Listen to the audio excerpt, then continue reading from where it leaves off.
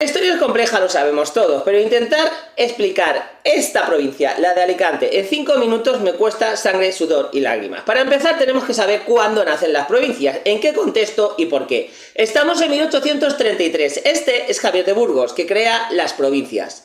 49.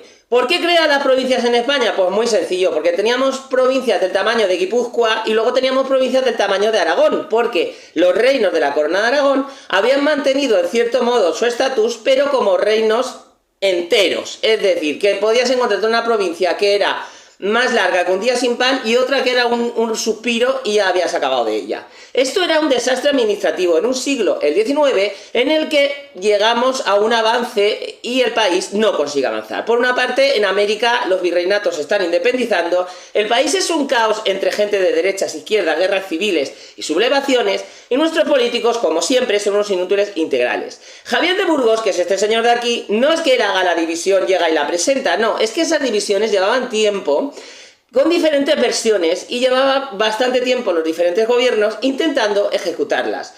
Y se van a hacer al modelo francés. Y uno de los objetivos es que todas tengan un tamaño más o menos estándar, sin excepciones, es decir, sin zonitas en el vecino de al lado, o por lo menos las menos posibles, que al final algunas quedaron, y que fueran el menor número de posible de ellas. Uno de los objetivos que se va a poner es que no puede ser más grande que lo que un hombre puede llevar a caballo desde el límite de la provincia a la capital. Que va a haber excepciones, porque a mí, explícame Badajoz. ¿Cómo puede ser que un hombre llegue de un lado a una punta de otra de Badajoz? Es que no tiene sentido.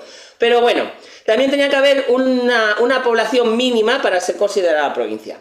Las nuevas provincias que surgen en 1833 van a tener prácticamente a día de hoy los mismos límites, pero va a haber unas pequeñas excepciones que se van a modificar durante los primeros años, que son las 3 de Aragón, Zaragoza, Huesca y Teruel, Madrid y 2 de la Comunidad Valenciana, Valencia y Alicante. Luego habrá un pequeñísimo cambio en Badajoz y alguna provincia más, algo muy pequeño, y la división de Canarias en 2. Pero en el caso de Alicante y Valencia, este intercambio de cartas va a ser mutuo y importante, va a modificar las fronteras totales en cantidad. En el caso de Alicante, la zona del sur de Valencia va a ser inicialmente asignada a la provincia de Alicante, que son Játiva, Ontinyent y Gandía. Y estas 3 ciudades valencianas, ellas como la médula espinal, me alegro muchísimo que estén allí, no aquí, van a volver a ser de la provincia de Valencia. Y a cambio a Alicante se le va a dar la zona de Villena-Sas.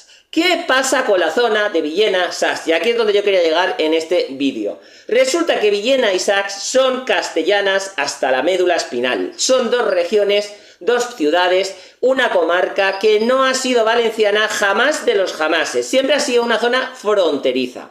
Ha sido una zona fronteriza que ha hecho que la frontera se modifique muy poquito, pero que siempre ha estado bajo influencia de los duques de Villena, que estaban bajo influencia de los reyes de Castilla y cuya lengua era el murcianico, el castellano meridional. Y esto no es casual, puesto que uno de los objetivos que había en 1832 era acabar con el reino de Murcia. Una cosa que los franceses han hecho muy bien y que en España lo hemos hecho fatal, es intentar acabar con las identidades regionales, modificando las fronteras originarias y cambiando las capitales. En Murcia, que era bastante grande, como tenía un tamaño grande, tenían la excusa perfecta, porque no podías mantener a Murcia en una sola provincia. Entonces hacen 2, Albacete y Murcia.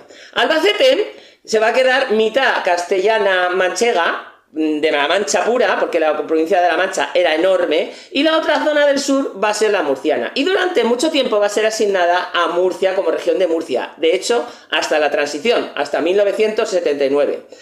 Pero una de las maneras de quitarle su identidad era repartir el territorio entre unos y otros, y así hacer, digamos, que pierda un poco toda su identidad del reino de Murcia, que era un reino medieval como el que habíamos tenido en Valencia y en otras zonas del país. Bueno, como resultado, los mulleneros no se sienten valencianos, ni se sentían, ni se sienten, ni se sentirán. Y esto se siente y se ve y se palpa especialmente en el tema de la lengua. Uno de los temas que más preocupaba a la gente de Villena a lo largo de los siglos, y estoy hablando ya de 1930, un tal Teodoro Llorente Falcó escribió que era peligroso cambiar el centralismo de Madrid por el de Valencia, porque los valencianos eran mucho peores que los madrileños. Cosa cierta 100%. porque el ombliguismo no es exclusivo de las capitales grandes, es también de las capitales pequeñas. Y eso se volvió a reproducir en 1982, donde la oposición al valenciano y a su aprendizaje en el colegio fue feroz en Villena. Y de hecho, quedó anclada en la zona de exclusión del valenciano, cosa que cada vez que tenemos un gobierno de izquierdas con Compromís, se nota mogollón porque se arman unos pitostios en los colegios descomunales. Como resumen, lo que siempre digo que molesta mucho a los nacionalistas valencianos.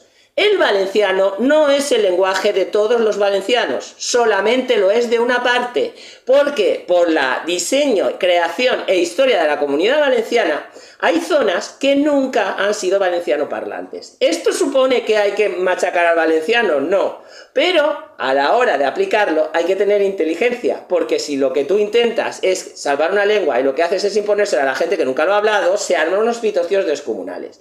Y de hecho, Villena no solamente es que hablan castellano, es que hablan murcianico, es que hablas con ellos y siempre acaban las frases que de Villena. Este acabado es muy significativo de cómo son la gente de allí y de dónde proviene su cultura, así que hay que tener más inteligencia.